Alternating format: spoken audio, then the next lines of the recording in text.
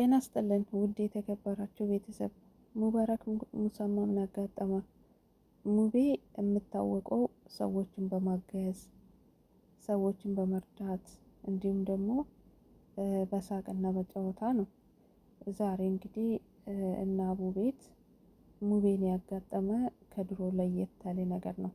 ከነዚህ ሁሉ ግን የፍራውን አነጋገር እንዴት አባቱ አንጀቴ እንደገባ ማለት ነው።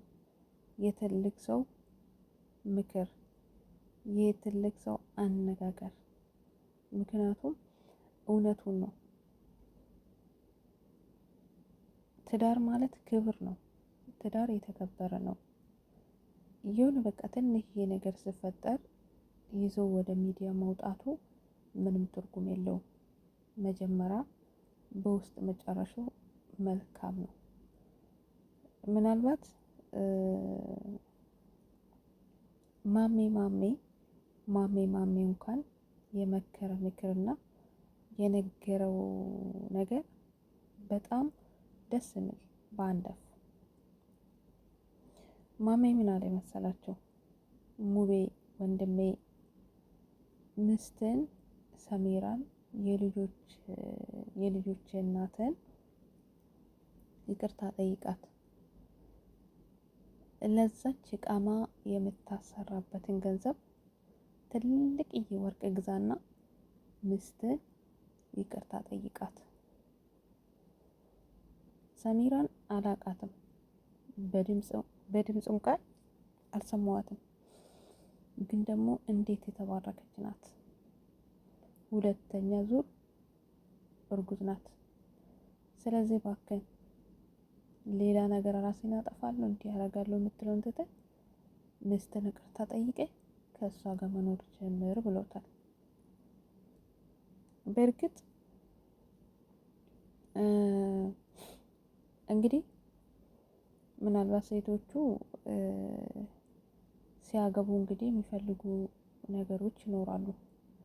ያ ነገር ካልተሟላላቸው እንደምታውቁት ያቺም የሆነ ነገር እዛ ትመጣለች፣ ከዛችኛውም ደግሞ የሆነ ነገር እዛ ብቅ ትላለች። እንግዲህ ይሄ ሰውዬ እችላለሁ ካለ ወይ ችሎታ አለ ካለ ይመስለኛል የሚያገባው። እንግዲህ በእኛ በኩል አንድ ለአንድ እንጂ እንደዚህ አራት አግቡ የሚል ስለሌለ ስለማላውቅ ነው። እና ለማንኛውም እንግዲህ እሱ ለጊዜው የልጁ እናት ያው ወደ ሀገር ቤት ገብታ ነበር። በዛ መሀል ይመስለኛል እንግዲህ የተገናኙት ከዚችኛ ጋር ማለት ነው። እሷም አሁን ለምን ተዋለው እንዴት ተዋለው አለች።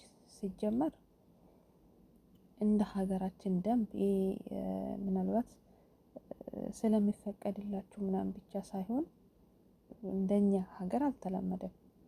በእውነቱ ከሆነ ማለት ነው አልተለመደም። ይሄ ምናልባት እንግዲህ ይሄ እችላለሁ ያለ ምናምን ካልሆነ በስተቀር ከአቅሙ በላይ ሰውዬ አይችልም። ሲጀመር ሁለት አግብቶ የመቀመጥ ውድ ቤተሰቦቼ እንደኔ ሁለተኛይቷ ባታገባ። ምክንያቱም የልጅ እናት አለች፣ ልጅ የወለደችለት አለች። ልጅ ያለው ሰው እንዲሁም ደግሞ ሚስት ያለችው ሰው እንደው በቃ በአሁኑ ሰዓት እንደው ስናይ ራሱ ማለት ነው ባታገቢና ሚስት ያለ ሰውዬ ጋር ባደርሺ ጥሩ ነበር። ምክንያቱም እኔ ብዙም አላዘንልሽም። ለምን ብትይ ሴት ነኛ። ባሌ ሌላ ሚስት ቢያመጣ በፍጹም አልቀበለውም፣ በፍጹም። ስለዚህ ተደርበሽ ባትሄጂ መልካም ነበር። ከሄድሽ በኋላ ደግሞ እንግዲህ በውስጥ ብትጨርሺ ጥሩ ነበር። አሁን እንግዲህ ሀቢባ ጋር ገብታ ነው የከሰሰችው። ከዛም በኋላ እንግዲህ እንደተናገሩትም ከሱ የሆነ ነገር በእናቱ ምለውላታል። ግን እሷ ደግሞ ያንን ቃል አፈርሳ ሌላ ሰው ብዙ ቦታ ገብታ እንግዲህ ክሷን ቀጥላለች ይመስለኛል። እንደውም ተገርዟል አልተገረዘም እያሉ ጥያቄ ሁሉ ሲያነሱ ነበር።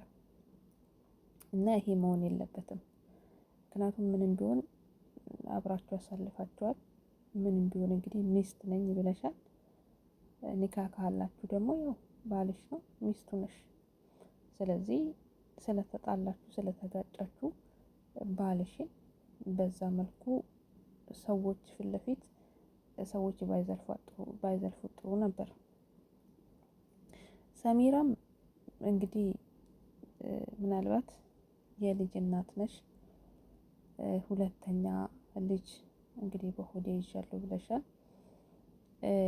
ሚዲያ ላይ መተሽ ከምትከሺው እንደው በውስጥ መጀመሪያ በደንብ ብትጠይቂ ኑሮ ለምን እንደሄደ ችግሩስ ምን እንደሆነ።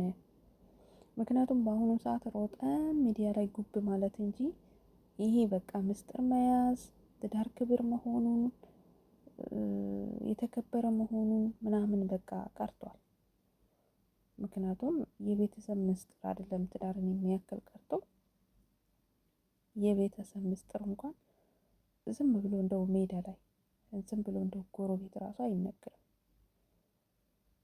በቃ የትዳር እስከሆነ ድረስ እዛው ተመካክሮ ሁለቱ የሚጨርሱትና የሚፈቱት ነገር ነው።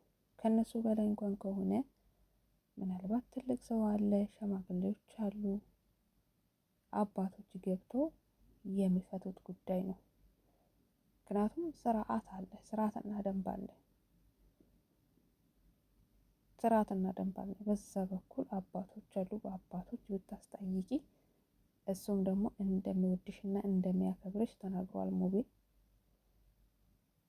ስለመወዳትና ስለማከብራት ነው ያልነገርኳት ብሏል። ስለመወደደሽ ይመስለኛል አንቺ ስትመጪ ይችኛውን ራሱ የሸኛት እንደዛ ይመስለኛል። ስለዚህ በተከበረ መንገዱ ብትጨርሱ ኑሮ አሁን እንግዲህ ሙቤ ተነስቶ አስባችሁታል። ይሄ ልጅ እውነት ቢያደርገው ህይወቱ በከንቱ ጠፋ ነበር። ራሴን አጠፋለሁ አለ። እኔም ራሴን አጠፋለሁ ነው ያለ። ደግነቱ መልካም ሰዎች አሉ፣ እነ ራቼል፣ እነ ዶክተር አስሊን፣ እነ ፍሬ ሁሉ አለ። እነሱ እነ ማኪ ሁሉ አሉ። ገብተው ባይቆጡት ይሄ ልጅ ምን እንደሚሆን አስባችሁታል? በትንሽ ነገር የተነሳ ማለት ነው። እንደው በቃ ሌሎቻችሁ ከዚህ ትምህርት ብትወስዱ ብዬ አስባለሁ። እኔ በተለይ እንደዚህ ባለትዳር በቤተሰብ የመጣ ነገር እንደዚህ መሀል ቤተሰብ መሀል የሆነ ነገር የተፈጠረ ነገር እዛው እንደው ሚዲያ ላይ ሳይወጣ እዛው ለመፍታት ብትሞክሩ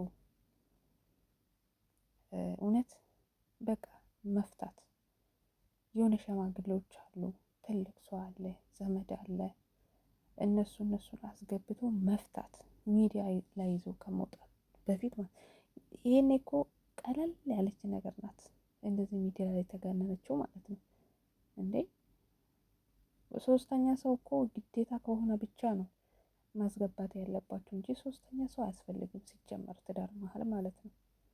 በቃ ሁለቱ ተነጋግሮ መጨረስ የሚችሉ ናቸው። ምናልባት ደግሞ እንግዲህ አስፈላጊ የሚፈልጉት ነገርም ሊኖር ይችላል። ሴቶቹ ያን ነገር ማሟላት ነው፣ የሚፈልጉትን ነገር ጠይቆ ማድረግ ነው።